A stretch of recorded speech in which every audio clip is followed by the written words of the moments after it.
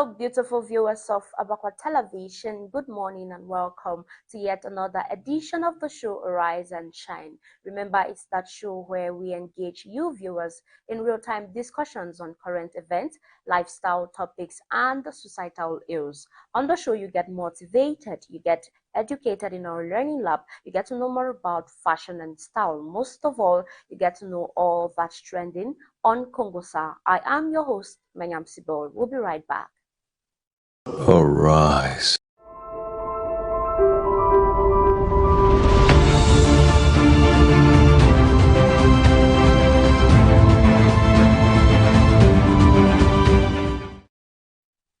Beautiful viewers of ABAKWA Television and of the show Arise and Shine, welcome back. Before we ride on, here is what we are going to be discussing on this edition of the show. It says, do different parenting styles contribute to societal problems? Do different parenting styles contribute to the problems we have in society? The number is on your screen. The comment section is open. For those of you watching on Facebook, on YouTube, kindly share, kindly like, and of course, give us those comments of yours. Just so you know, today promises to be a good day because we have a lot in store for you. Now, to get ourselves motivated, we have the spoken word, except for you, which says light never dies. So stay motivated with this. In 1935, during the Great Depression, arguably one of the darkest moments in history, hidden behind the rubble of painful memories, during a time where hope felt like nothing more than a figment of the imagination, in the bathroom of historic Clifton's cafeteria, there lied what's known as the light that never dies.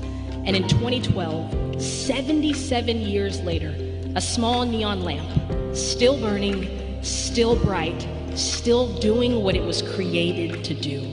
Somehow, unaffected by the sight of depression and disaster, the light never died. And this is not the only light that has stayed alive for longer than imagined. There is another light that has been burning before the foundation of the world had been laid. This light is a light that pierces through the darkness, paving a golden path wherever it travels for the gospel to be unraveled. From the small town church in Louisville, Kentucky, to the trading room on Delisle Street, to the stay-at-home mom raising her crew of two, to the small child living on the streets of Lesotho desperately searching for food. I think about Angasa in rural Asia, who lost both her father and her mother within the span of 2 years. How do you comfort a child when in the blink of a moment what was once good is now gone and there is no control over the outcome of her life? See, this is the very moment in Angasa's journey where the light fights to make its presence known, and with boldness, like Ezekiel, resuscitating her dead soul in dry bones that were gasping for light, and like an inhaler, breathing life back into all that was barren, because the light never dies. I think of 13-year-old Poco, born to the king of an African village where idols earned their worship, held captive by the lie of a God who was insufficient, until a day her spirit was awakened to the word made alive. And because of that four-letter word, hope, strung through the lumens of his light, it was only a matter of time before Poco, her father, and the entire village were emancipated from the darkness that thought it would win, because the light never dies. And these are stories of only a fraction of the 2 billion children who have experienced God's word through one hope. And it doesn't end here. Together, we can share the light of the gospel with the next generation. See, this light was passed down like a baton in a relay race after Jesus' final breath. This was the beginning of the greatest plot twist in humanity, as this light was not only emitted into our bodies, it compelled us to share it with other bodies, with everybody, with little bodies in this dim world. See, this is the practical and the prophetic, where God's word collides through the DNA of you and I, flowing into the apple of his eye, because hope knows no boundaries or barricades. It beckons to be known by the heart of humanity with no strings attached. It outlives generations and hangs onto legacy, reverberating throughout all of eternity. See, we are to be like a tree that catches fire and ignites the surrounding vegetation until the entire forest is engulfed in flames, illuminating the Father, as bright as the beacon of hope. For it may become the light unto a path a child has never seen or known, hope where they have never known hope, joy where sadness has been their banner, and faith where doubt has ruled and reigned. May we stay faithful to the calling, because after all, it is true, the light never dies.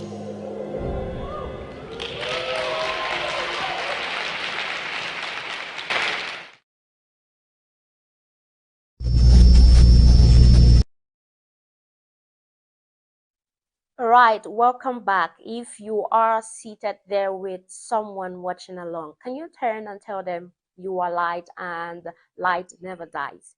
Of course, to all of you watching us online, there is one thing you should help us do. If you do not mind, share the link, share it to everyone who can watch along with you. Now, ladies and gentlemen, moving forward, let us get health tips. Let's look at how important it is for you to visit the toilet more often and release out that feces. So stay tuned.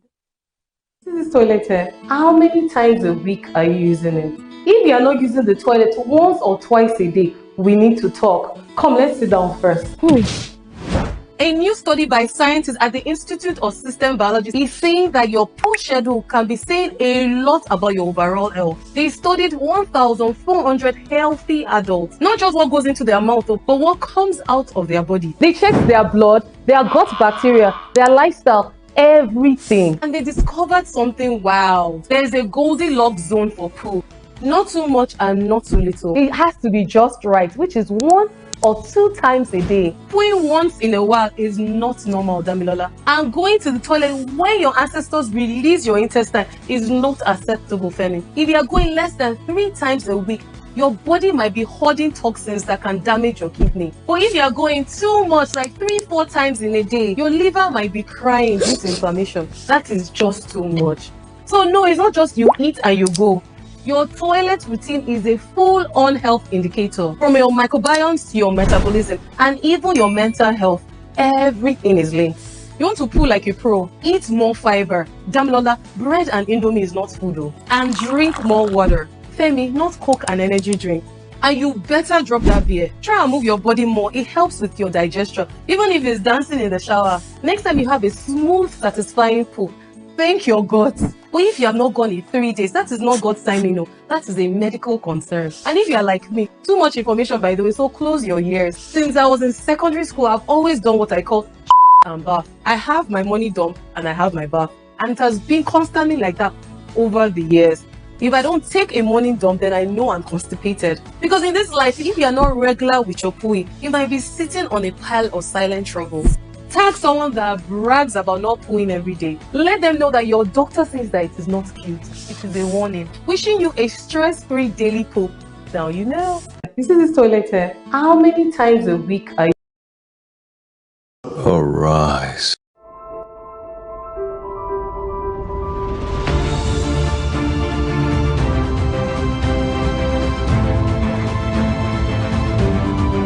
Welcome back, beautiful viewers. Now you know how to or how frequently you should visit the toilet and how important it is, right?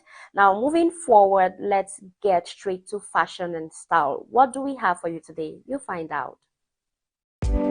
What else?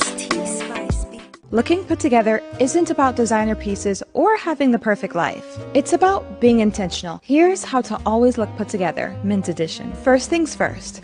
Grooming. Well-groomed skin, fresh breath, and clean nails speak before you do. You're a man, so you don't need a full routine, just consistency. Keep a 5-minute daily routine. Cleanse, moisturize, lip balm, trim or shape your facial hair. These 4 things are subtle but powerful.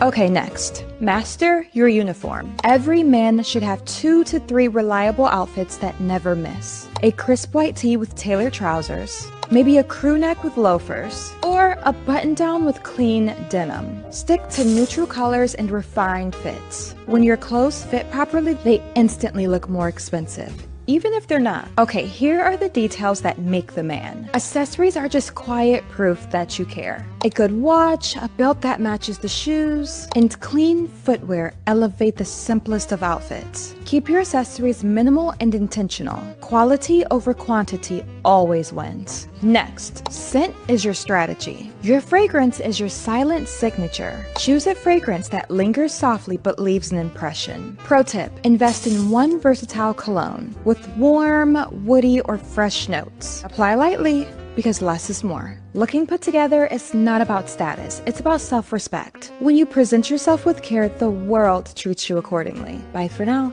Toodles. What else? Welcome back, beautiful viewers. Talking about fashion and style, you have had that tip and now you are educated.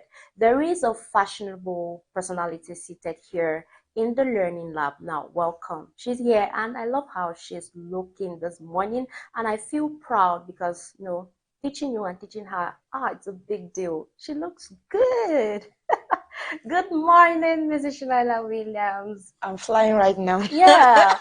Good morning, Sibel. Thank you. You know, I say look good. You me. just look very simple, blended, like the blend of the colors on you. Come on, it's giving. Simple is the way. Some people think Yeah. that to be fashionable, you have to be very complicated. Yeah. But that's not always it. Mhm. Sometimes simple is the way. Simple is the way. Yeah. We just learned that. You're welcome Thank you, once again Sibel. to the show Rise and Shine. Thank you, Sibel. Guys, notebooks and pens should be ready now because when she comes, we are in the classroom. So let's get on with it. What are you teaching us today?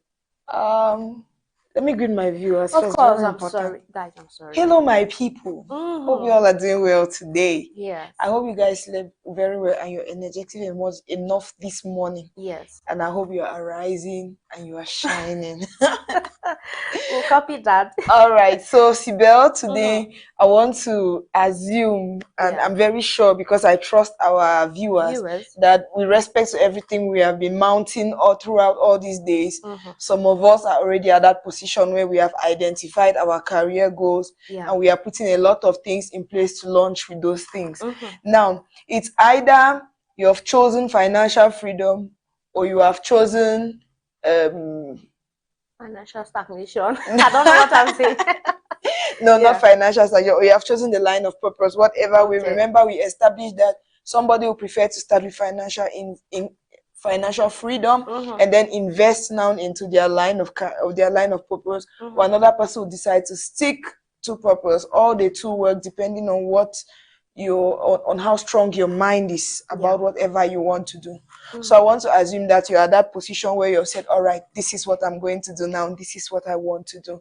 So now let's look a little bit into how to get into the job market or to prepare for the job market. All right. I know a lot of us, when we are done with school, that's the next challenge we face because I'm going to say it as it is. Our educational system doesn't really prepare us for the job market. All right. They give us the information we need. Yes, they help us for internship, but there is this aspect of education which is lacking in our system, and is that one where they help people to actually prepare for the job market.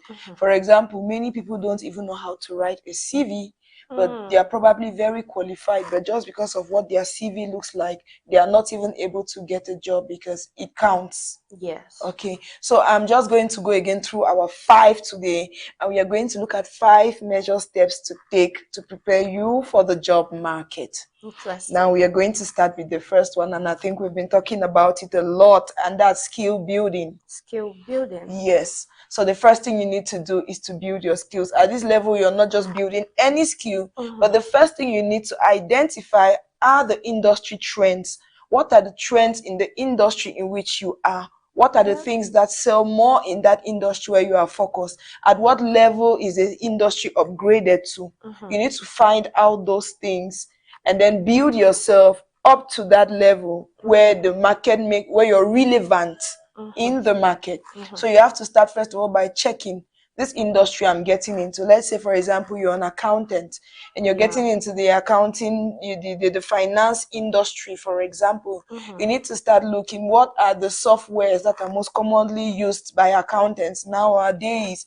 You need to look how much of the computer do you know? How much of the computer mastery do you have? Yeah. What's the level of your soft skills? I think soft skills now are becoming the number one criteria for most jobs because everything has to do with soft skills. So that's one of the skills you must develop if you have to get into the job market nowadays.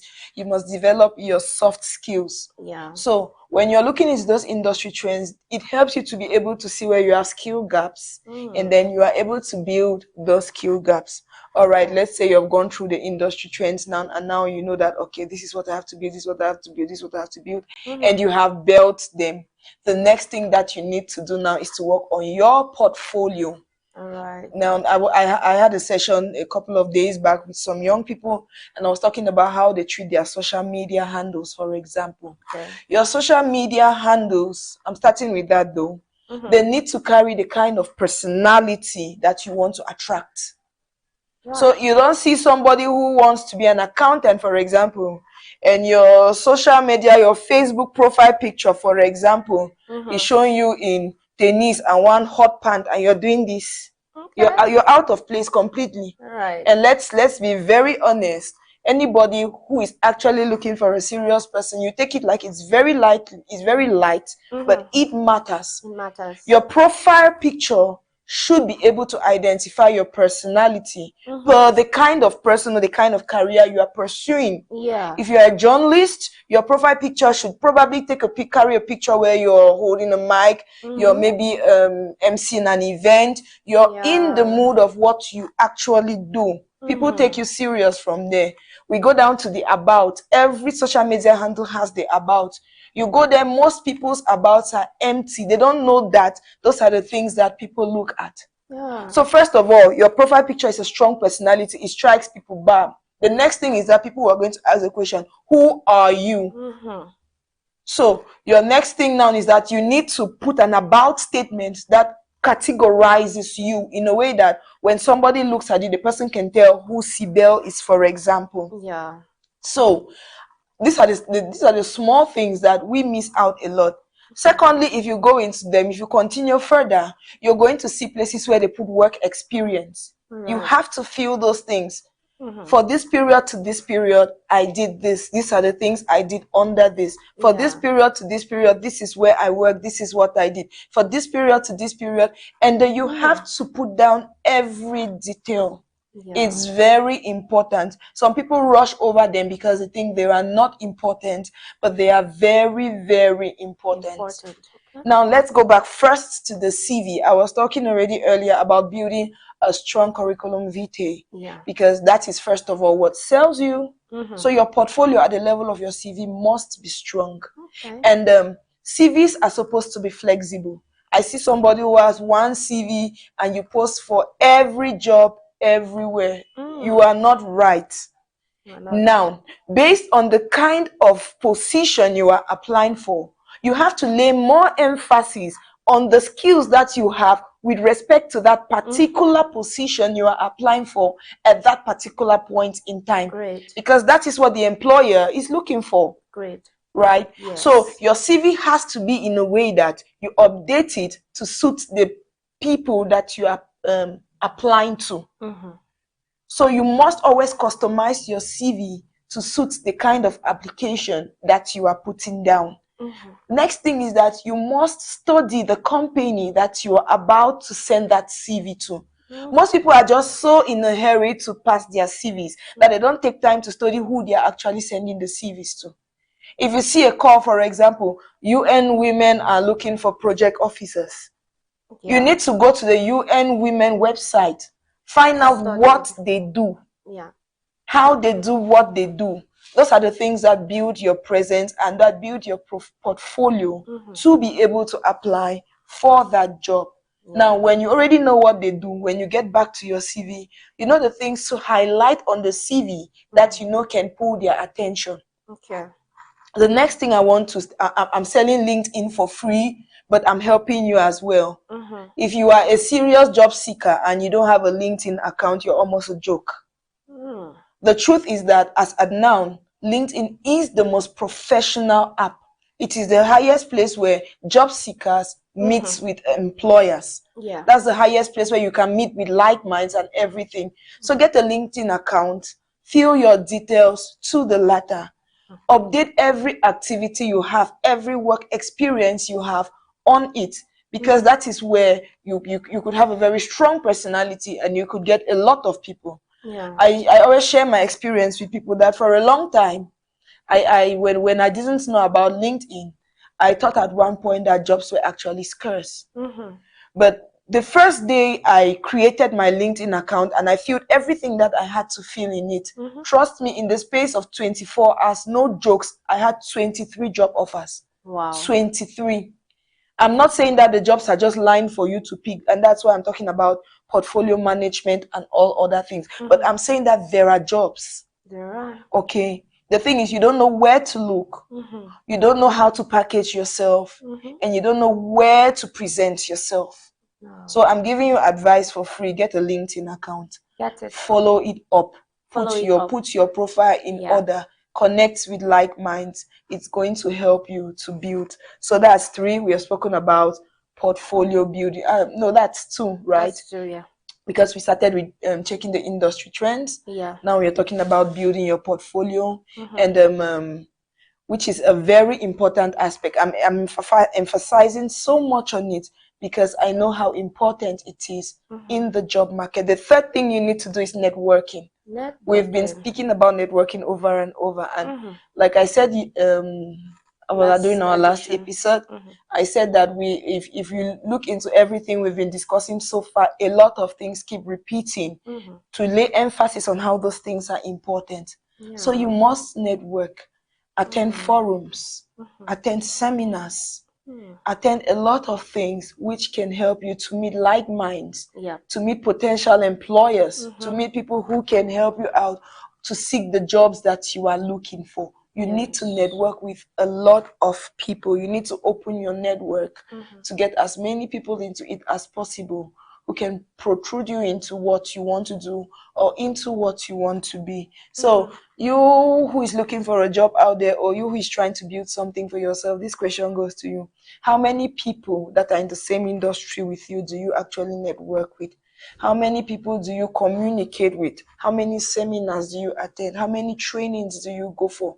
How many meetings do you attend? Those are the places where you meet potential employers. So if you're not going to those places, I think that you're already missing out on a lot which you need. So networking, like I said, is a very important part of the job market that you are in, or the job market that you are about to get into. Now, I'm going to continue number 4, and it's going to come back to almost the same thing like what we're discussing in number 2. So we are still going to go back to your profiling. And at this level, I'm going to talk more about practicing interviews. You know, interviews should be practiced. A lot of people think that an interview is something you just go and sit and any question they throw at you, you babble and look for words. But no, you have to practice it. And the first thing you need to practice is your first appearance and presence. Do you know that there are colors that you should wear to an interview, for example? This is an assignment I'm giving you guys. I'll not give you this one. There are colors you don't wear for an interview, and there are colors you wear for an interview. There is a presence that particular colors attract in the place of interviews. But a lot of people don't know. You just get up, you're about to go for an interview, pick one yellow and wear. No matter how decent it looks, there are some colors that call personality. Okay. So you need to prepare for interviews. First of all, make sure that you understand how you're supposed to appear for an interview. Okay. Secondly, you need to master your first lines. In every interview, basically, the first question is tell me about yourself. And I've seen a lot of people fumble with that. You ask someone, tell me about yourself, and the person starts telling you, I'm a Cameroonian, I am 28 years old, Okay. I went to school in this. That's not what they're asking. That's not what they want to know. Another way of asking that question actually is, what can you do? Okay. It's as simple as that. Wow. And that's where you sell yourself. You summarize yourself in maybe 3 to 5 minutes and you are done. Okay. They are not asking you to talk too much. You're going straight to the point, but you're selling yourself, which means that it's like your cover page. You have to master it. Script it out, master it. Script it out, master it until you know it. But the only thing is that don't lie. I'm not saying you should go and fake something to go and tell people. Actually write who you are, that you can defend. But it should be brief enough to sell the entirety of who you are. Yes. So you need to script out your about.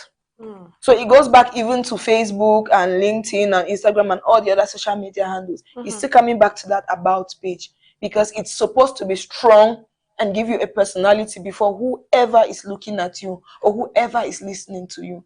You must master it. There are if you go online, you Google frequently asked questions during interviews, they will give you some of those questions.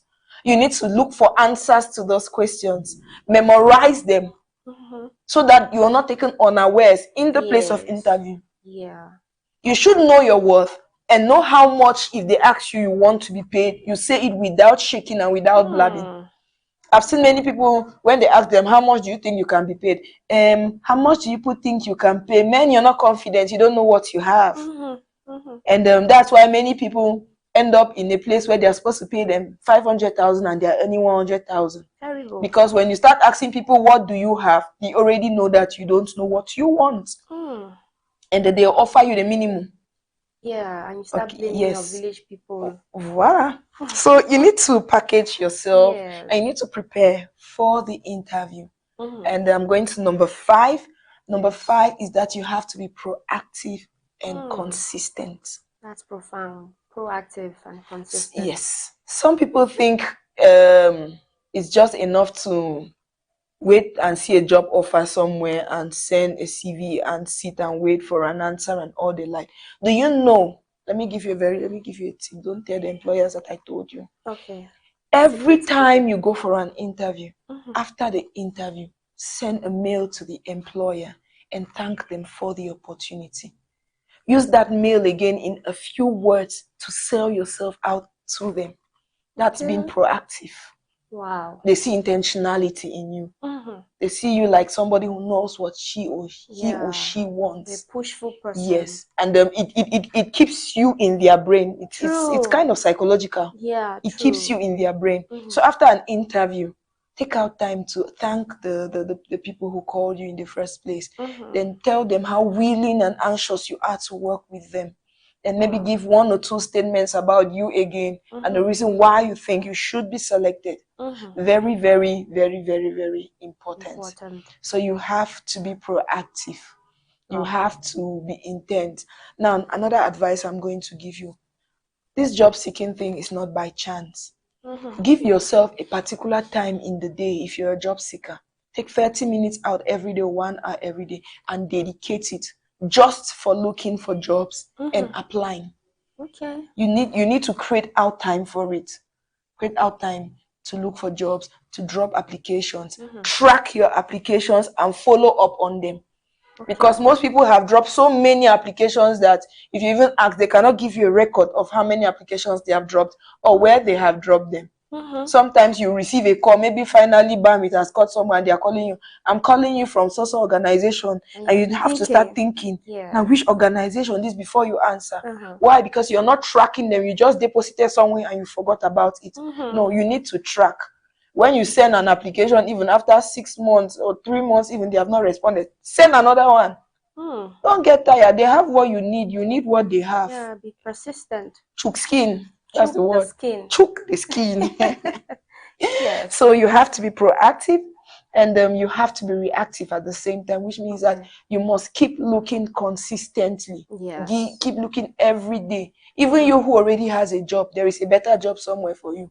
I tell people that except that you are very comfortable with your job based on your career objectives, you should keep looking. There is something better for you somewhere. Yeah. Most of the times, even when you stay too long in a place, your value begins to decrease. So you need to keep looking, and you lose experience. There are different experiences you get from different sectors that make you better. That's true. So keep looking. So I've come to the end of my 5 points today, and I know that you are very good students. And if I ask you those 5 points, you're just going to give me like Just bonbon, like right? So let's start 1, 2. You're already at 2. So I think we started by saying that you must build your skills. The next thing we said is that you must build your portfolio. Your portfolio. And the next thing we said was? You can write on. Well, okay, I'm the one to write on now. You see, I have very brilliant students here. But I'm not going to give you all that. The comment section is open. And I hope that you are following me up. And it's going to help you. So I've come to the end of our 5s for today. And I hope that it's helping you wherever you are right now. Yes. And thank you very much, Mrs. Schneider Williams. Of course, it's helping you. The comment section is open. Kindly tell her it's helping you. And of course, let us all together thank our teacher for the secrets revealed, secrets that you have never known of. Come on. Oh yeah, the comment section is open. Give her flowers. Yes. Mrs. Schneider Williams, thank you for today's session. Welcome. Such a brief and very, very profound and educative one. Thank you, Sibel. So you're not going, right? Oh, yeah, I know. We have our topic of discussion. So I asked the question earlier that do you think different parenting styles are responsible for societal problems? And a lot of you are already sending in your messages that I can see. Just keep sending them and we will take them on the show. So let me take the first one, Mrs. Schneider Williams, before you give your take on this particular one. So do different parenting lives or parenting styles contribute to the problems we have in our societies today? This message says, hello everyone, I am Jessica watching from Bali Park. I think we need to consider how systemic issues impact parenting. Many parents want to be authoritative but lack the resources or time due to economic pressures. This leads to stress and can result in inconsistent parenting styles. So instead of focusing solely on the styles themselves, we should advocate for policies that support parents, ensuring they have the means to provide stable and nurturing environments for their children. Okay, thank you very much, Jessica. Mrs. Schneider, one more. This one says, good morning, guys. I am Gerald, watching from Tambang. Okay, as a child psychologist, I've seen firsthand how different parenting styles affect children's mental health. Authoritarian parenting, which relies heavily on control and punishment, can lead to anxiety and rebellion in children. This can contribute to societal problems like violence or substance abuse. We need to educate parents about the long-term effects of their styles and encourage more nurturing approaches. All right, thank you very much, Gerard. And to all of you who are still sending in messages, we have them already. We'll take them as we write on. Mrs. Schneider Williams. Okay, so I'm going to retaliate with respect to the first comment. Okay. And I agree with her to a certain extent. Okay. And to a certain extent because I don't believe that there is any excuse enough for a parent to neglect a child. Okay. Like she said, due to economic pressure, they don't need it. I think that it's no excuse enough because that economic pressure that you're neglecting the child and going to handle may instead bring you more economic pressure in the future if the child goes wayward. Okay. So there is, to me, and as a parent, there is no reason enough for a parent not to create time for the child. For the child. Yes, there is no reason enough. We all are busy, the life is busy, but parenting is intentional. I always talk a lot about intentionality. And if you, the parent, are intentional, you will create time for it. Sometimes in your business place even, leave. If you know your children are in the house, take an hour break. Go to the house, check on what they are doing. Spend some time with them, come back. In the evening when you come back from work, I know you're tired. Spend another hour with the children. I'm always very uncomfortable when for example, I go home when my kids are already sleeping. It's a problem to me because I believe that the evenings are that time when I get to ask them how their day was. I get to play with them. I get to teach them one thing or the other before they go to bed. To me, it's a very precious time. So that's why no matter how busy I am at work, I always make sure that I get home in time to have that time with them because I don't want to fail in my parenting. You're trying to meet up with economic needs, of course, but you should not fail as a parent as well. The children too are part of your responsibility. Their upbringing is part of your responsibility. Now, back to the question. Three things. Yes. The parents, the family, let me call it so. The family unit, the religious unit, and the government. These three units are what shapes a society. Okay. And when one of those units is shaking, the whole society is shaking. So I'm 100% believer that the parenting style affects society. When the family unit is affected, the entire system or the entire society is affected. Why? Because the people in the government emanate from the family. The people in the religious society emanate from the family. So finally, it's from the family that all those other units are birthed. So I am 100% believer that if there is a problem at the level of parenting, the whole society has an issue.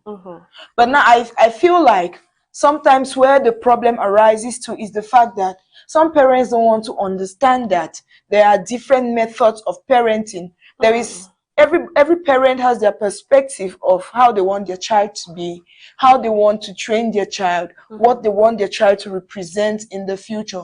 And sometimes it doesn't always match out. Two people don't always think the same. And so you discover parents who get at loggerheads because of that, and then it causes instability in the whole community at the end. So, but I think that generally I support the motion that if there is a problem, that the parenting style actually affects the entire society. I actually agree with that. Yes, because that's where the problem stems from. Yes. You raise up your child in this particular way, they go out there, they meet another child from another parenting style, and so we meet together, values start conflicting, interests start conflicting. So I want to believe that that's where the problem is. Now, somebody sent a message and they mentioned policies. Now, is it something that, you know, maybe the government can set in place policies for every parent, that, you know, we have this particular policy principle in bringing up our child, and that principles that we've set in place are evaluated in every home or family? Is that something that is realistic? I don't think so. I personally don't think so. I mean, there are already policies in place, and some policies can be added, of course, but you can detect to somebody how that person should train their child. There are particular things that the government can put up, but most of the times they are going to follow it from outside, but not from inside. For example, there are policies against sexual exploitation and abuse. There are policies against child exploitation. There are policies against child labor. And those things apply right into the house. Those are government policies that have been put in place. And there are a lot of civil society organizations out there that are still advocating for a lot of those policies. But policies can cover just the ethical part of the society. But at the level of morals, and trust me, even those policies, there are some people that don't agree with the policies and they will not follow them.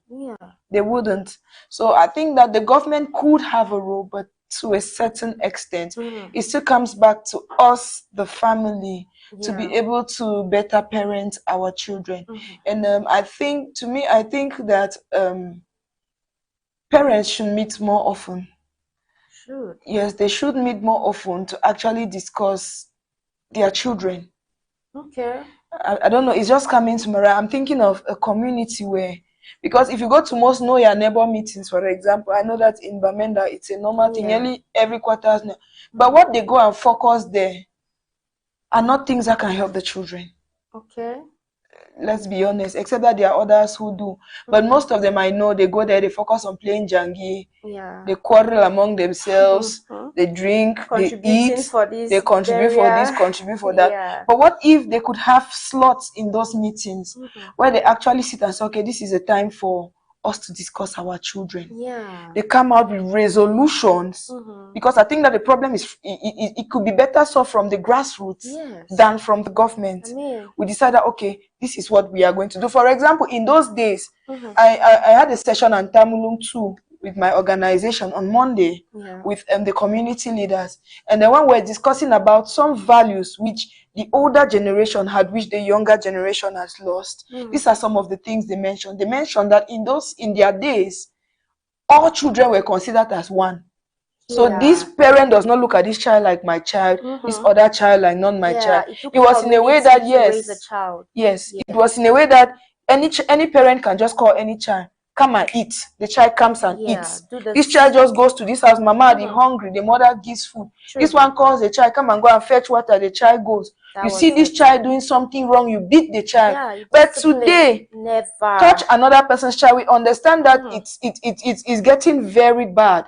But it worked in those days. And let's be honest, our parents had better upbringing than us, because they knew that if I'm doing something wrong here and any parent sees me, I'm in trouble. That's it. But today, children know that no other parent can touch me apart from my child. So they can do what they want to do. I'm not advocating for corporal punishment, but I'm saying that if parents could come together and agree on certain things, that this child knows that if I go to this house, this is how this parent will behave. I go to this house, I go to this house, I go to this house, all parents will behave the same. It puts the children in a kind of alignment, and it puts the society in some form of security. If parents could come together to and say, this issue of unemployment that our children are facing, let's think of a solution together. Let's see. This our child is here, she doesn't have a job, she is an accountant.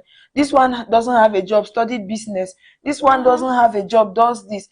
They look for a way to come up with common initiatives that can assist all the parents, because from all the sessions I've had with parents so far, their biggest problem is always unemployment. They believe that it's unemployment that builds up to many of the other social ills. But if parents come together, I believe that the parents can solve the problem better than the government that they are waiting for, better than the NGOs they are waiting for to bring developments and all the like.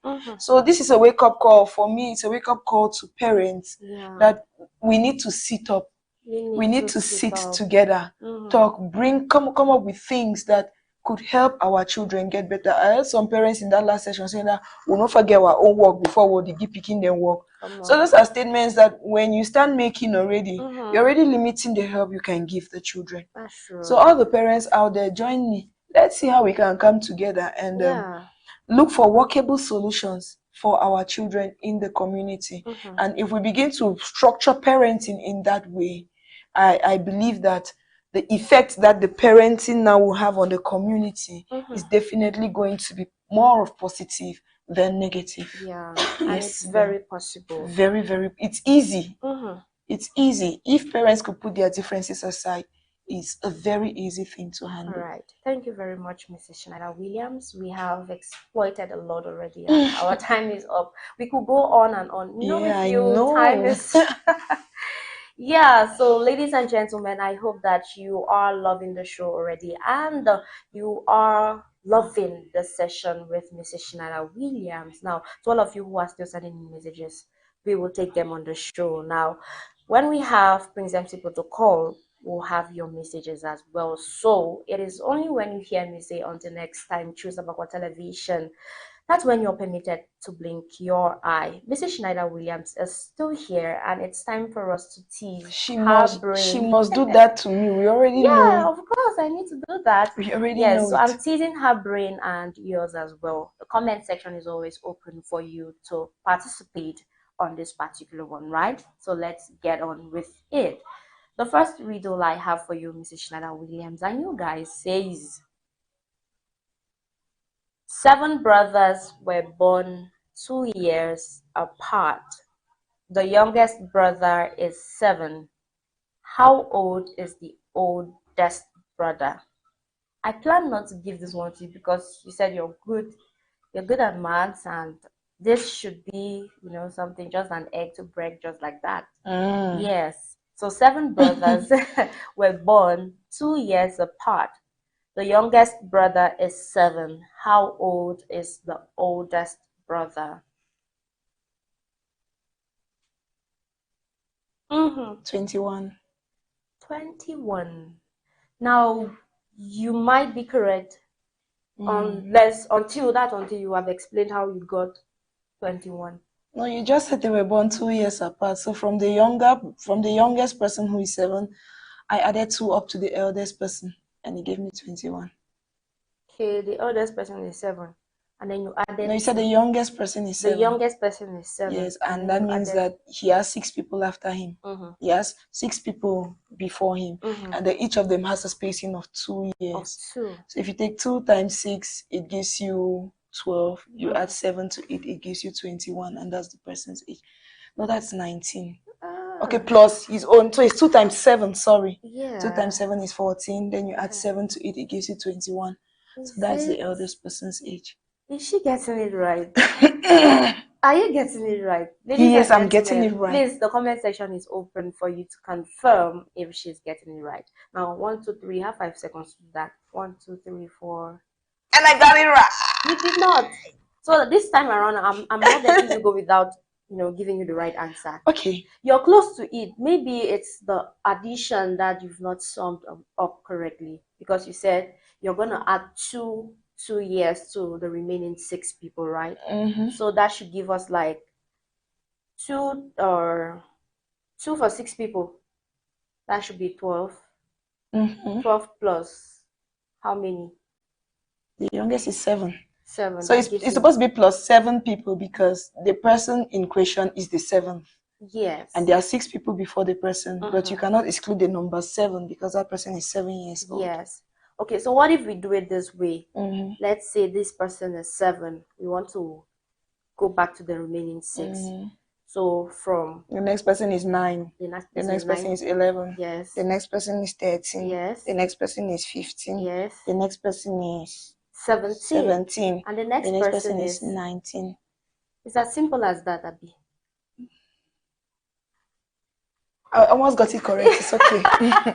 Yes, but you did it so well. And I calculated the first. I actually gave 19, and then I added that 2 again. Yes. I did 2 times 7 instead of 2 times 6. Yeah. I still got it correct, you right? got it, but just that you never added it so well.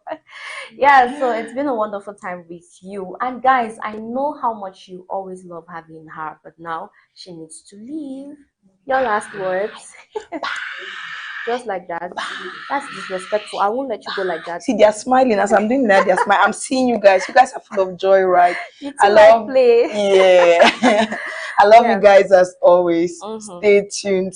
Yep. Keep your eyes glued to ABAKWA TV. We are there for you. Of course. Have a nice day. Thank you, Sibel. Beautiful viewers of the show Arise and Shine, we are not done yet. We will take on a musical interlude, and when we come back, you will receive your Prince MC Protocol Odogo #1 out of 3 on what's trending. So stay tuned, don't go anywhere yet.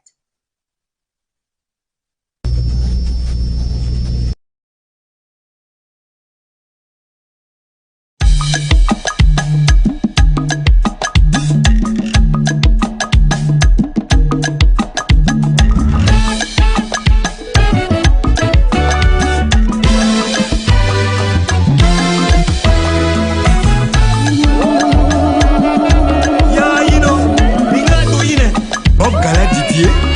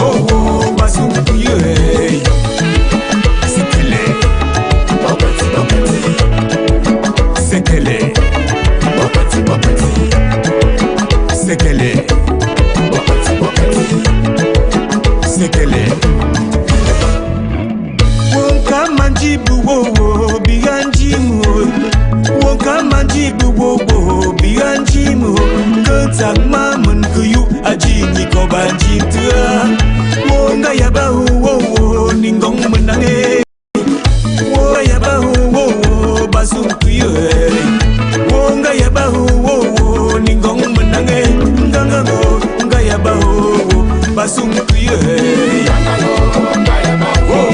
Ningong Manange, Basum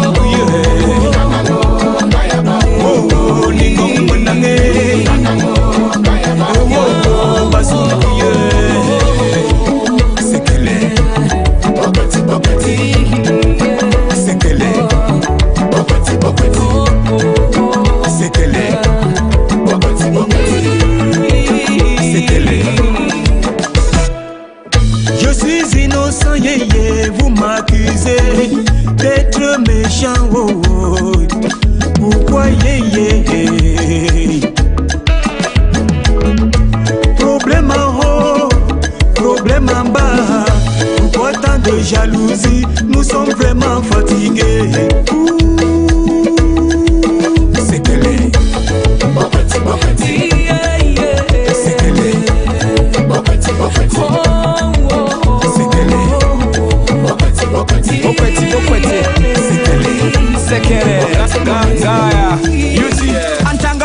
Mambuken kweti, arubi fachu, pateti.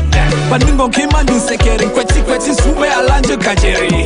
Pasenti bonu me machinda, mando nu mangama dumba. Bon kuvini juni yenje boko mula di burger manja banyimu. Boko man. The war we living is so brutal. Love should be the fundamental. Lyrically call me dogger.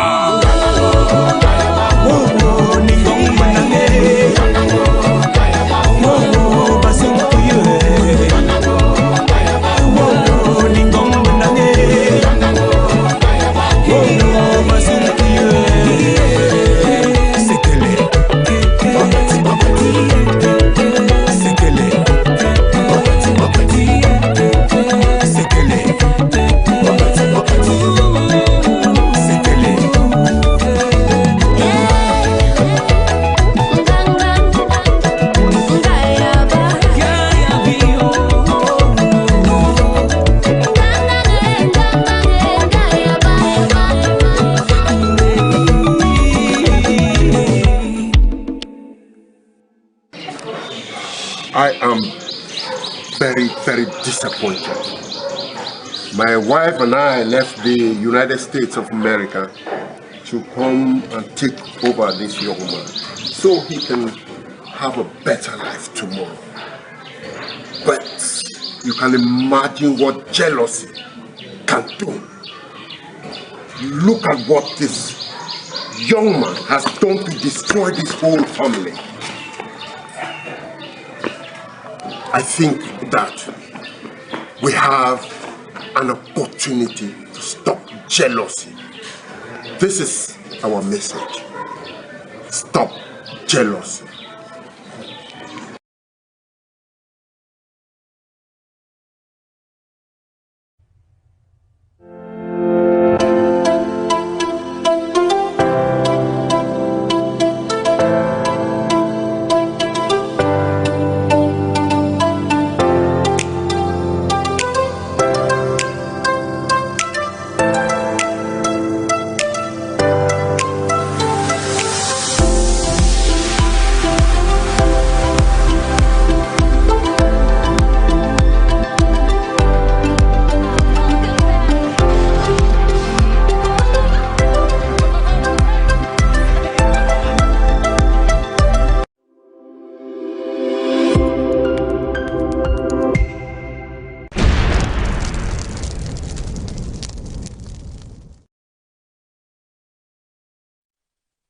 Welcome back, beautiful viewers. I hope you enjoyed that beautiful piece of music. Right now, that was to specially welcome your Dogo #1 out of 3 in the world, none other than Prince MC Protocol.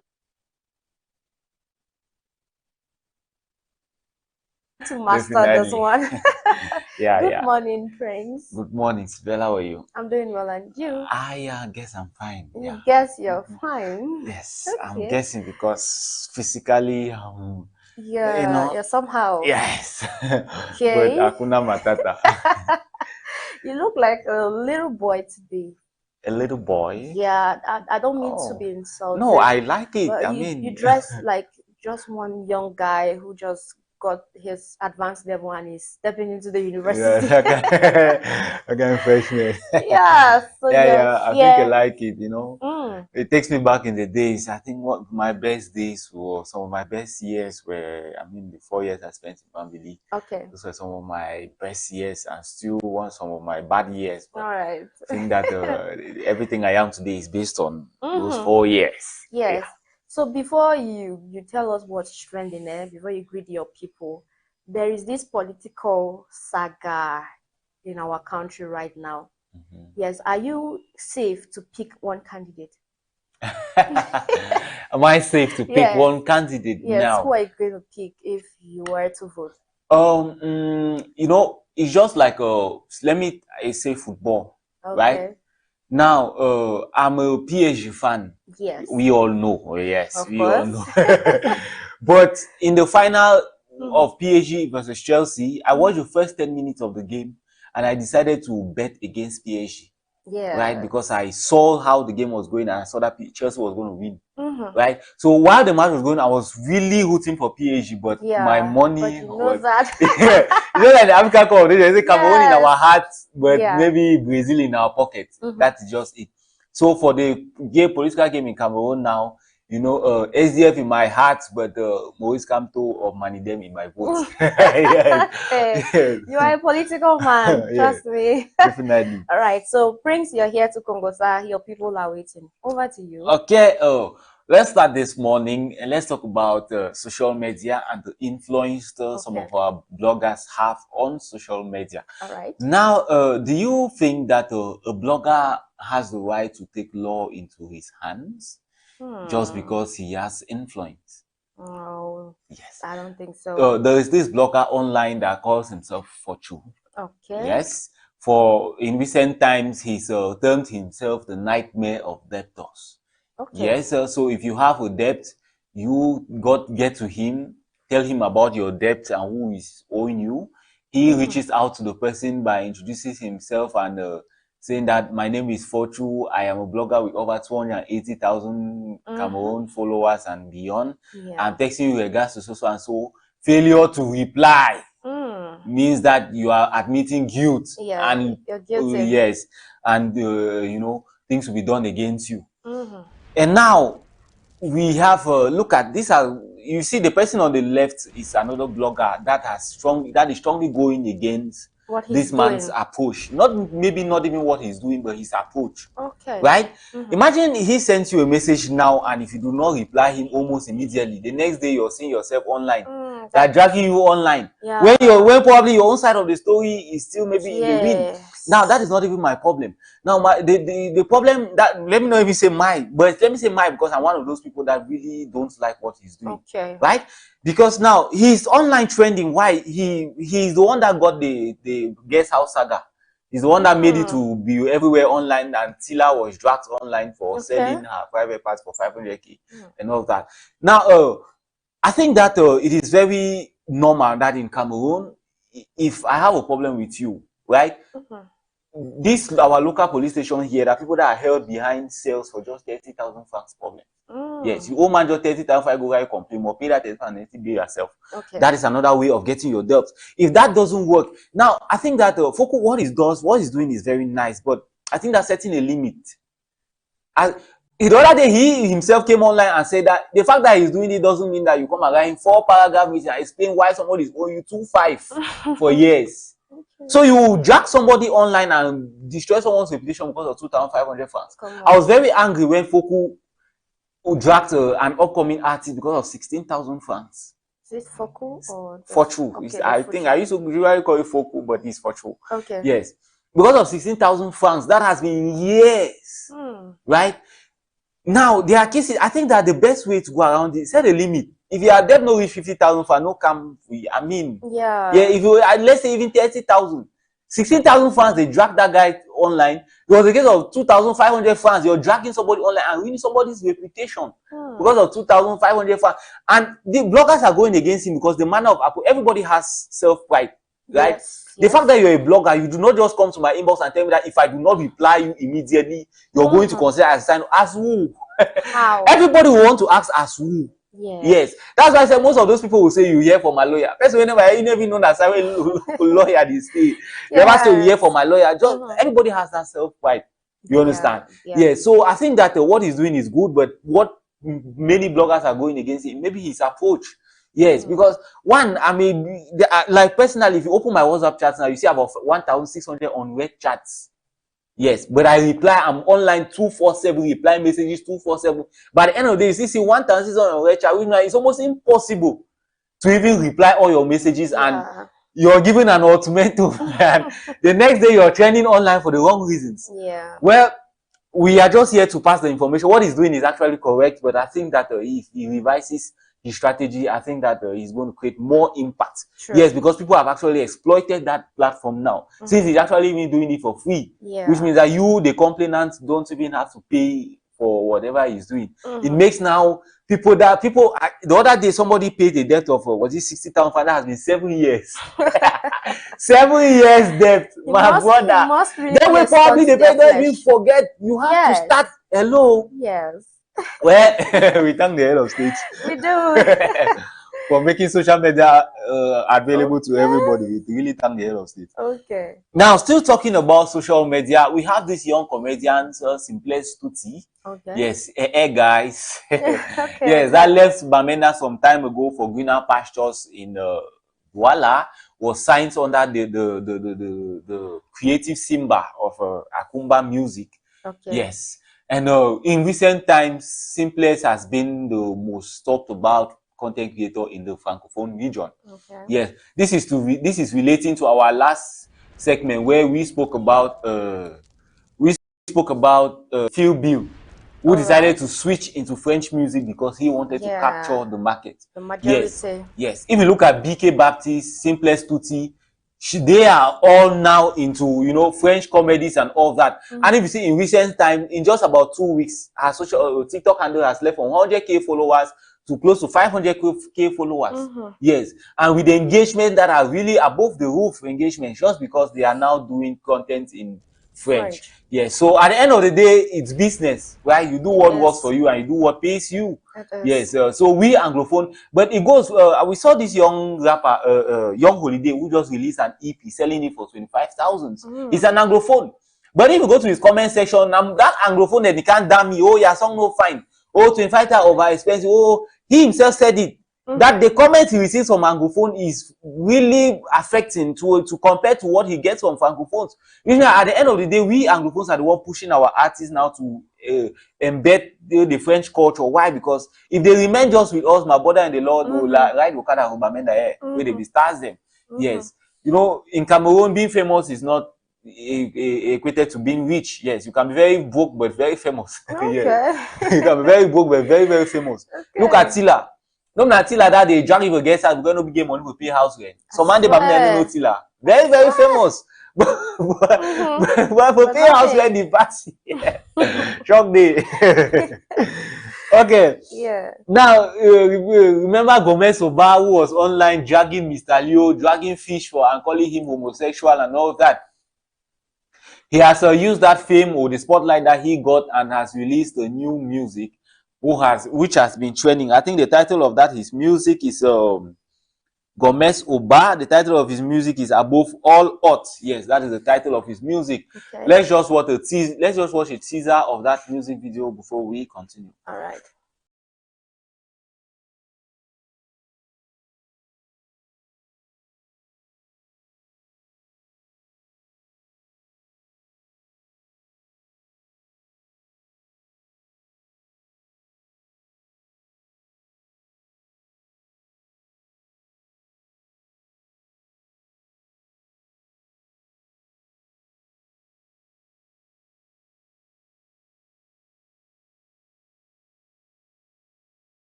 Okay, you know, before the whole Gomez Oba vibes, the Gomez Oba things on stuff on social media, a lot of people did not know about Gomez Oba. Personally, I didn't even know him. Yes, I didn't know the kind of music he's into. I didn't know if he was into rap, into, you know, Afro, gospel, or what. And because of that spotlight, we just knew that there's an artist like Gomez Oba. And now, because of this song, I now know that this guy is an Afro artist. Okay. Yeah, so that is Gomez Oba. And let's move still on artists. We have Phil B, who has a concert in Germany on the 16th of August. Remember, Phil B is an artist we spoke about that decided to, you know, he developed his own genre of music. Yes, that's the Afro Bikotsa.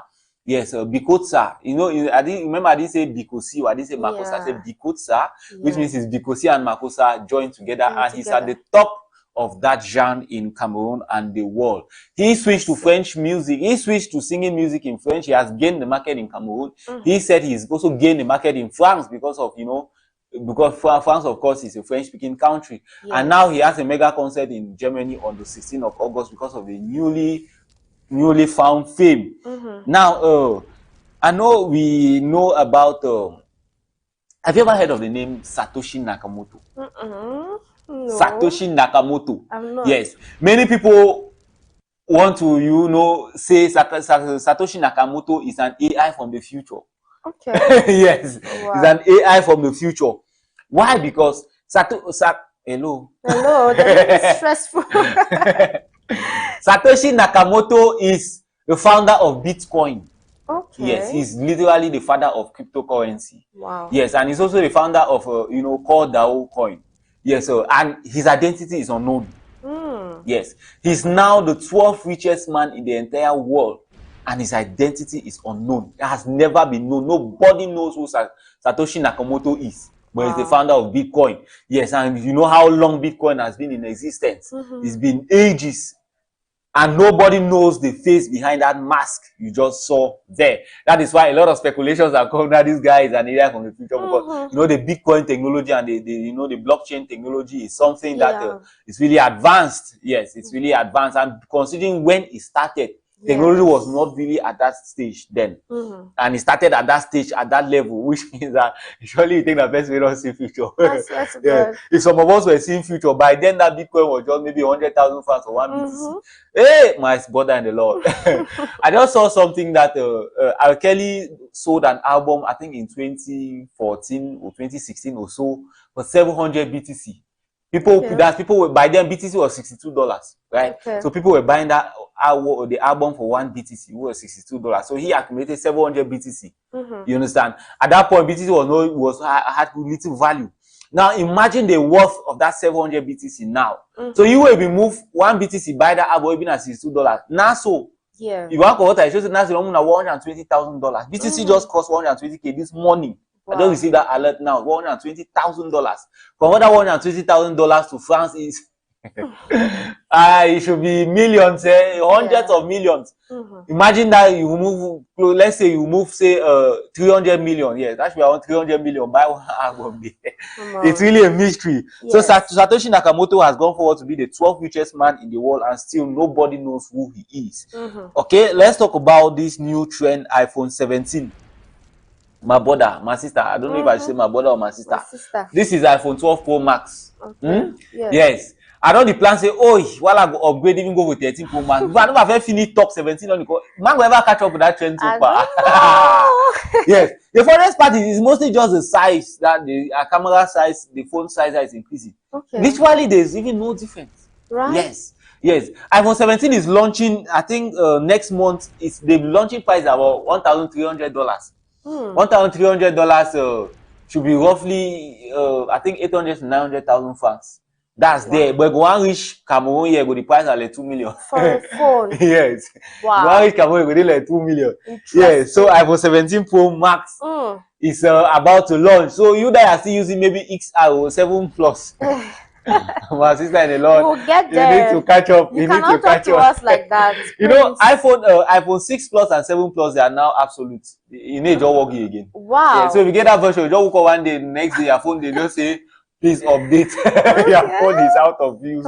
Then I get to one opens your app, they say, please update to latest version. Yes. That's what iPhone is doing now to those lower people. But if they don't update like that, people, hello, Yes.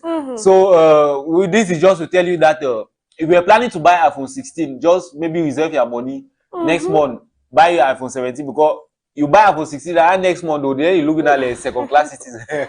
Yeah. So you just enjoy that first class citizen for just a month or two. At the end of the day, you just lose that position after spending the hundreds of thousands. Better just tie hard, but as your small coins and they buy a 17 Pro Max. Okay, let's talk about. Have you noticed that it's easier for us to talk about international politics than national politics? Of course. Move away from that. Just Nigeria. Yes. They are so loud on talking politics. Calling out their presidents, ministers. Come on, delegates. It's only here. But here, my brother in the Lord, even as I'm talking here, we are. Yes. And to think that it's a democratic freedom of speech. Freedom of speech. You're free until you're free until you're free to talk until you have spoken. I'm telling you. Yeah. Okay, just look at the other day where Joseph Osi was an obsession to submit his candidature for the elections. You see a lot of security, the DO was threatening people and all that. But we are not talking about, like I said, my statement was we are able to talk about international politics, but we cannot talk about local politics, right? So let's talk also our international politics, because Ibrahim Traoré will come off for Burkina Faso. Can't prosecute me for Cameroon. He will not. Yes. So Ibrahim Traoré and his military government have dissolved their independent electoral body. Yes. Okay. So it's all just like the Elecam of Burkina Faso has been dissolved. Wow. Yes. That man want to say no. Say that body, that independent body, fought over Dede. Okay. 2, it costs over 1 billion francs for maintain them for a year. Yes. So we don't decide now to take that power and give them for Ministry of Interior Affairs. Yes. So election in Burkina Faso now is going to be coordinated by the Ministry of Interior Affairs. Okay. Yes. So it's no longer going to be coordinated by their independent electoral body. Yeah. Yes. So that is it. And Ibrahim Traoré, we know that he also postponed an election that was meant to hand over power to civilian rule. You know that he's not a civilian. Yes, he's not a civilian, he's a military man. Which means that he's kind of holding on to power too, if you want to look at it critically. But at the end of the day, it's good. Yes, it's good. Why? Because let's look at the dictators that really helped Africa. This guy that was prosecuted and killed, is it Gaddafi?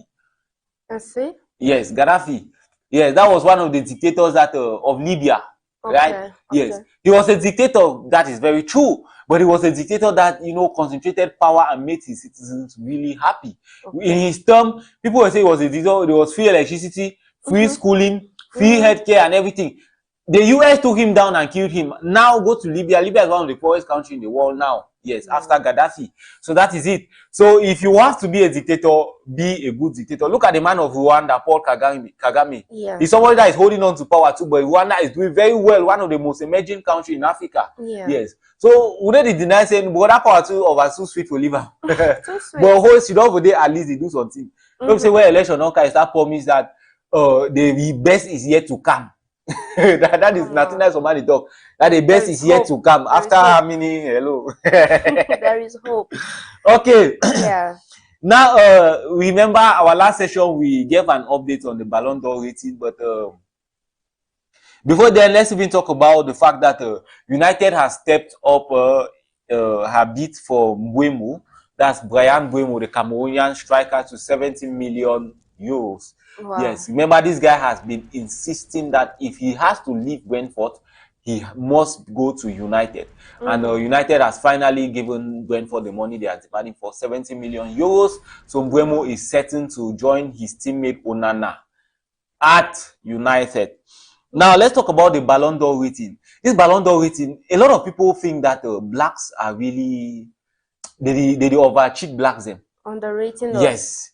Why? Because it's clear that the last Ballon d'Or was supposed to go to Vinicius Junior, but they gave it to Rodri.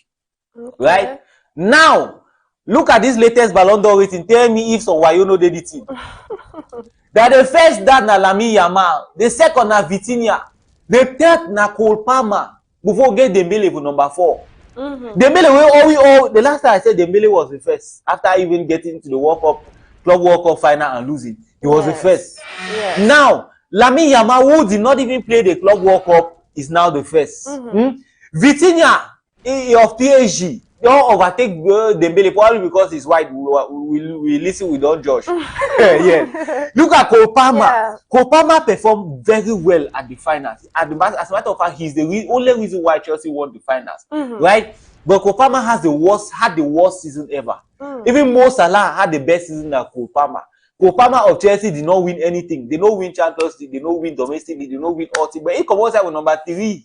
Just because he win Club World Cup. I mean, they made away now our Baba of all time.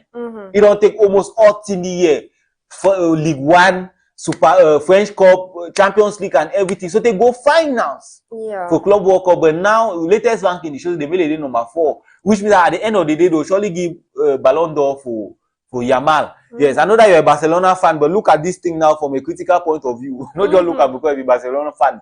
Yes, they really had a better season than Lamine Yamal. Still about football criticism, we are not really going to emphasize on this, but look at JJ Okocha. JJ Okocha is a Nigerian legend, right? JJ Okocha is a Nigerian legend that recently gave his nominees for the best first 5 best players in Africa of all time, and Samuel Eto'o was not in that list. Yes, JJ Okocha put himself in number 4. He put first this George Weah. Yes, George Weah is definitely the first. Yes, he don't win Ballon d'Or. We Elon Musk won by that Ballon d'Or for $1 billion. It's $1 billion. Wow. That trophy won by $1 billion. Because that's the only Ballon d'Or won by an African. Yes, George Weah is the first, but the fact that Eto'o is not among the first 5 is really something that has gotten a media really buzzing, because even the JJ Okocha is nowhere near Eto'o, but his list is number 4. Yes, JJ Okocha has never won any African Ballon d'Or, has never won any Champions League, but Eto'o has won, I think, 6 Champions League, 2 times African Ballon d'Or. His records are just too much. Well, we listen, we don't judge. Let's take our corrections for today and round up this slot for Pongosa on the program Arise and Shine. All right. Okay, we have the hammer candle. Yes, that is a hammer candle that indicates a trend reversal, especially when you're, walking around support and resistance zone. Look at this screenshot it, monitor. If you have any questions, drop on the comment section and we're going to answer. Thank you. All right, thank you to Prince MC Protocol, the man of the time, the man of everything that's trending. You do it so well. Thank you. All right, guys, I hope that you now know all that's trending and you have been entertained on this edition of Congosa with, is it Congosa? of Congosa with Prince MC Protocol. Now it's time for us to have your messages on that topic of discussion and also have the take of Prince MC Protocol. So the topic of discussion we've been having says, do different parenting styles contribute to societal problems? A lot of you have been sending in your contributions. Mrs. Mada Williams have made comments on most of them and she gave her own take. Now this other message came in saying, good morning ABAKWA TV. I am Mr. Terence streaming from my house. Okay. Hello Mr. Terence from your house. As an educator, I've seen how absent parents negatively impact children. Kids without present parental figures often struggle with emotional issues, low self-esteem, and poor academic performances. This absence makes them vulnerable to negative influences, which can lead to serious societal problems like crime and poverty. To address this, we need community programs that support families and provide mentorship, helping fill the gaps for children lacking parental involvement. Just like what Mrs. Schneider-Williams said about parents coming together, having a discussion on how they can better raise children. So, Mr. Terence, you are right on point. Terence happens to be somebody's name. I'm telling you, you say Mr. Terence, and I looked and I was like, hello. Terence happens to be your Mr. Terence, saludo. You're my namesake, yes. Yeah, okay. So you tell me if you agree with him soon. Okay, thank you, Mr. Terence. This other message says, good morning to you all in the studio. I am Hilda from Mile 90. Okay, good morning to you too, Hilda. As a parenting coach, I see many parents who equate love with a lack of discipline. fearing that setting boundaries might hurt their child's self-esteem. However, children need structure to feel secure. Without clear rules, they can struggle with self-control and respect, leading to behavioral issues. It's important to educate parents on the value of combining love with discipline. Consistent, loving guidance helps children understand expectations and fosters healthier relationships, ultimately strengthening the parent-child bond. All right, the parent and the child bond. Thank you very much, Mrs. Hilda from Mile 90. Your point has, yeah, it's well noted. Thank you very much. Prince, over to you. Yeah. Okay, I think that a lot of people will approach this parenting style from, at the level of the home, but I like to look at another aspect of parenting. Yes, so let's take a look at, boarding schools and especially these same-sex schools. Yeah, yes, same-sex schools. Yes, so I think that, they also contribute. Yes, it also contributes because, in same-sex schools, your child spends 70 to 80% of his or her time in being parented, being nurtured by teachers and all that. While you have just 20 to 30%, and basically what you say may not really hold ground because what that child has been impacted with. Yes, I'm not speaking against same-sex school, but I personally don't like it. Yes, because we are in a generation where homosexuality is, it's very loud. Common. And I think in the Western world, parents, encourage their children, right? If you have a boyfriend, please introduce that guy to me. Let me know that guy, right? You see, parents are very welcoming to an extent where even a 13-year-old girl will have a boyfriend. The guy will come visit the house, but they say, okay, sit in the parlor, just relax and all that. Maybe sit in the room, open the doors and all that. Just make that child understand and start, having some sex education. Not in our country. But nowadays, now, my sister and the Lord, if you try it, you're gone. Yes, that is a parenting style. And, doing that, children are hardwired to be stubborn, right? Yeah. Children are hardwired to be stubborn. They say statistics that shows that forbidden relationships are the sweetest, right? Relationship where you are no one catch up, that one ever sweet. You know, kind of love that go hide on. Yeah, so we are like two of us against the world. Yeah, that kind of thing. Yeah, so if you're that kind of parents that have that style that where your curfew is 6 o'clock, 6 o'clock pass, you get beginning of an entire shop good day. Yes, that kind of thing. That's the parenting style that will end up, really having a role to play in that child's life. Now, another one, sending that child now to a same-sex school, that child has no opportunity. There are things that child will learn from a male friend than a female friend. There are ladies, there are girls now have best friends as males. They feel free to confide in even their male friends and their lady friends because at the end of the day, a woman will always be a woman. Yes, until when they get married though. Because when you get married, you forget about that male friend and that's a parenting style. No, it's not. No, that's a wifely style to It's a marital principle, and it affects society. It affects the society because hello. Well, if you're a woman now, you start giving me laws like that, it's really a limitation. Yes, because I'm married to you doesn't mean I cannot keep female friends. We're not saying it's normal. Have friends. Not making that female friend your best friend. Your wife should be your best friend. Am I right? Do you agree with me? One can have more than one best friend, Hey, Prince, it's okay. Your point, though. Yeah. So that's what you think about parenting and the different styles. Yes, right? I think that whatever style you use to parent your child really affects who that child becomes in future.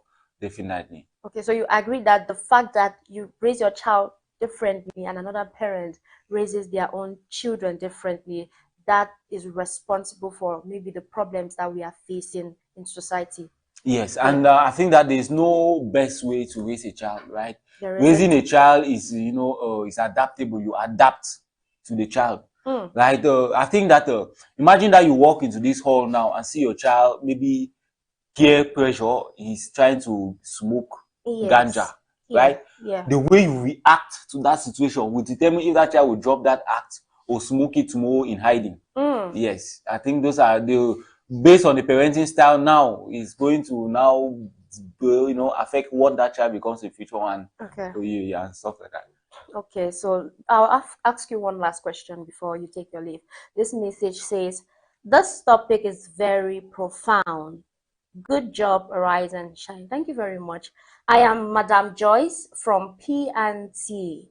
I see many parents who provide financially for their children but fail to teach them respect for others.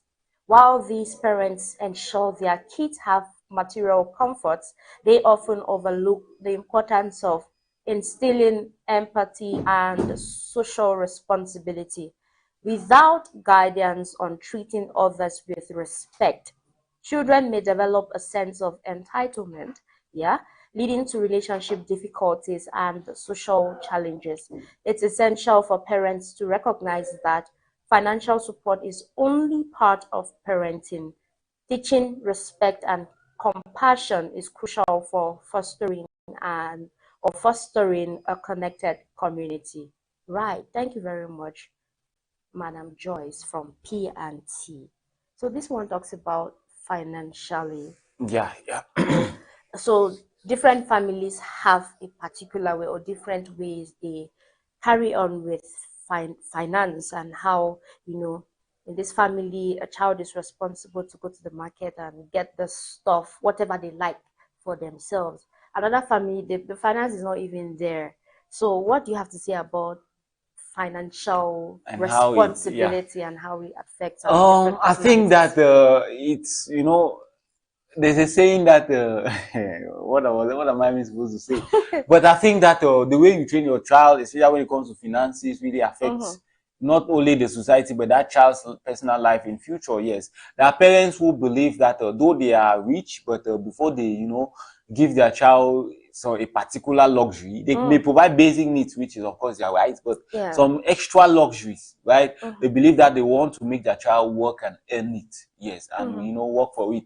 That is a good one, but there are some children that really believe that they have suffered enough in this life. They don't even want me some things to touch their pikin. Yeah, their pikin even go to school, says teacher don't take that kid, make and so pap, that teacher can't shut down school. Yes.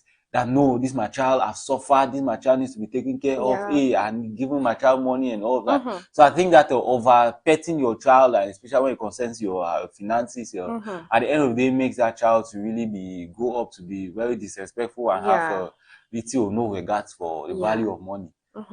So as you take your leave, pregnancy protocol, I have to teach your brain, however, your advice to parents, the fact that we know that yes, we are from different backgrounds, different communities, we have different mindsets, different perspectives, different way we view life, different ways we view life. So how can we come together as parents to ensure that, if not all, children have the same values, positive principles, positive disciplines? Just one word to all parents. I think that there's a saying that if everybody swept in front of their compound, the whole world would be a very clean place. Yes. Yes. So basing on that, I think that there are values that everybody knows that is morally upright. Yes. We do not have to point out some of those values, but I think that every parent, is able to teach his or her child that if you meet an elder, you greet. Come on, yes.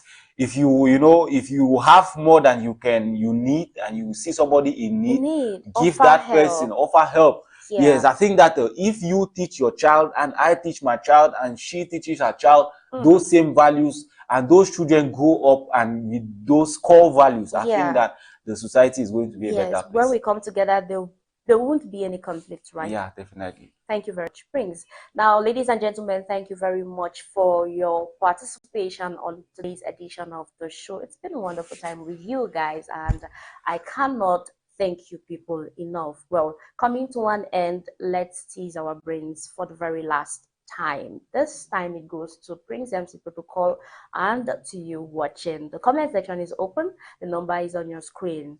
The reader we have this time says, okay, can we have it? It says, what uneven numbers are between 10 and 16? This is Pap.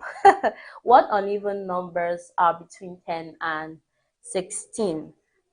Prince, the second one says, Lisa is William's niece, but she isn't Emily's niece, even though Emily is William's sister and William isn't married. How is that possible?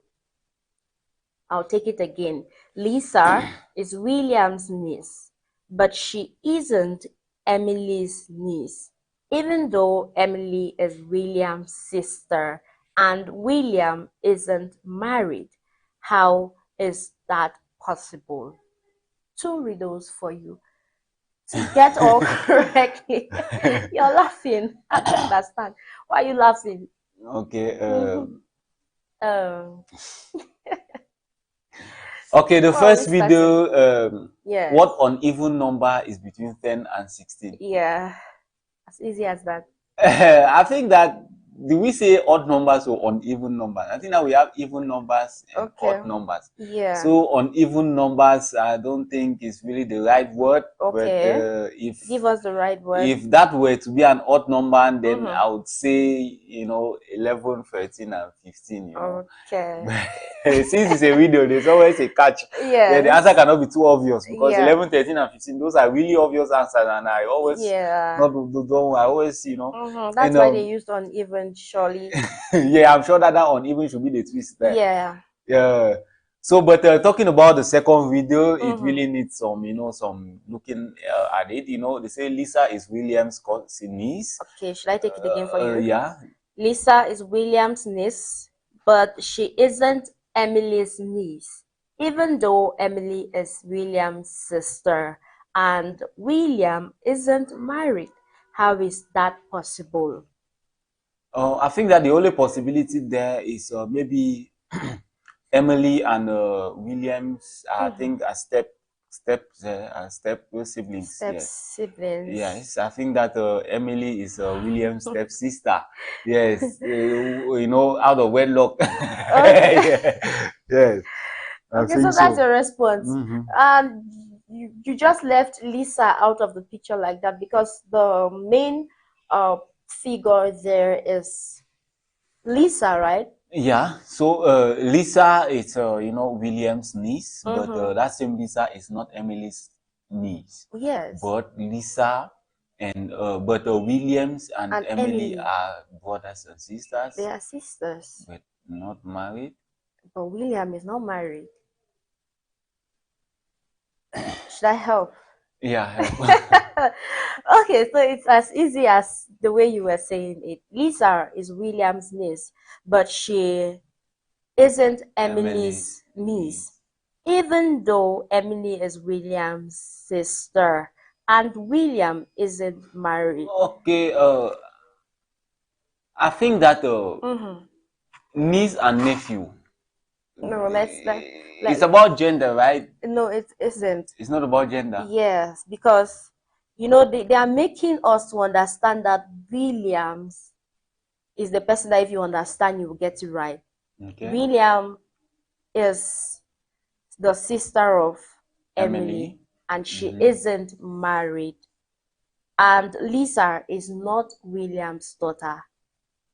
So it didn't mention if William has a daughter or not. He only says William has a niece, and that's because Emily is William's sister. So who is Lisa now to Emily? Okay. Who is Lisa to Emily? The daughter, right? If you, of course, if your brother, your brother. The question even said, "How is this possible?" Yeah. They did not ask the direct question like, "Who is?" How is it possible? It's possible because Lisa can or is Emily's daughter. Because I have my sister, her daughter is my niece. I get the point now. Yes, you do now. It's okay. It's mad that you get it. All right, so thank me. It's okay. I don't trust what wants to come for out this of word. Okay. Let's move ahead. Thank you. All right, Prince, thank you very much for coming on today's edition of the show. What's the answer to the first one? You got it right? Which are the numbers you gave? I gave the numbers. Yeah, you did. Why was this so obvious? Why was it so obvious? You got it correctly. Okay. Yes. Now let's come back to it. I want you to say bye to our people. The last word to them. Okay. She said I should say bye. So bye. Keep watching the Rise and Shine, though. This guy. All right. So that's all. Yeah, I think so. These people are expecting to hear you say, "I am their Tita Protocol 1 of Balinyonga," and you disrespect them like that. No. The fact that they did not hear me at the beginning means they probably came late for the show. Oh. And I'm not going to reward you for late coming, right? Wow. So on to next show, keep watching about it. All right, this is your Prince Protocol for you, Abby. Well, Prince, have a nice day ahead. Yeah, thank you. And yes. Okay, beautiful viewers of ABAKWA Television and of the show Arise and Shine. It is at this particular moment that we put a cap on this edition of the show. Remember, the show Arise and Shine comes to you every Monday, Wednesday, and Friday. Also remember, it's that one and only show where we engage you viewers in real time discussions on current events, lifestyle topics, and societal ills. On today's edition, I'm hoping you've been motivated enough. You've gotten to know more about fashion and style. You've been educated in our learning lab. You now know all that's trending. And I want you at this particular moment to say thank you to our producer, par excellence, David Jean Baudrek. Okay. He has so many names now. I have been your wonderful host, Menyam Sibel. Until next time, follow ABAKWA Television on Facebook, YouTube, join the channel on WhatsApp, and keep watching ABAKWA Television. Have a nice day. Arise.